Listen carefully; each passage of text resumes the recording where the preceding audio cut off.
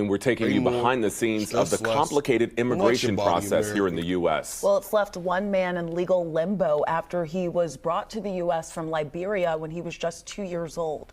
Rodney Taylor has lived in Georgia for decades, applying for citizenship only to be denied. Well, recently, ICE arrested him, and right now he's facing deportation. 11 Alive's Caitlin Ross is uncovering the difficulties navigating the immigration system, even as journalists seeking answers about this case. It's easy to talk to Rodney Taylor. I'm a people person, so I love dealing with people, meeting people every day, making them look good. We met Rodney trying to help people who sit in his chair through a program where barbers talk to clients about lung cancer screenings. Rodney told us making those connections comes easy. Once they feel comfortable in their surroundings and know what type of person you are, they feel more comfortable to open up to you. It's what's happening to him now that he says is so hard to connect. All right, we're trying this again. Okay, so is it working? Rodney! Hey! Oh my gosh, we finally connected. He was arrested by ICE and is now not behind his chair, but behind bars. It's a life-death situation. To understand, we have to go back to 1980 when Rodney's mother brought him to the U.S. from Liberia. He was 2.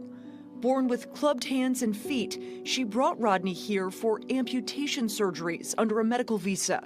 He's lived here ever since, but his applications for citizenship have been denied.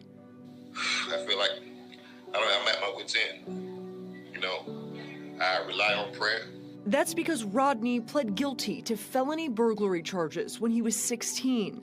16 years later, the Georgia Parole Board pardoned that conviction.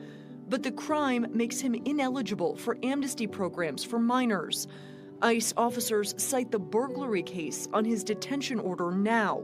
They're still trying to prosecute me for something I did 30 years ago as a child. It's hard to swallow. Hard, but not uncommon, says immigration expert and attorney Charles Cook. Shows you how complicated immigration law is. Somebody who's been pardoned by the state, been forgiven, moved on with his life. Now, decades later, ICE comes along and says, hey, we're going to arrest you and deport you to a country you don't know. The latest Pew Research poll shows 59% of Americans approve of increased efforts to deport people who are undocumented.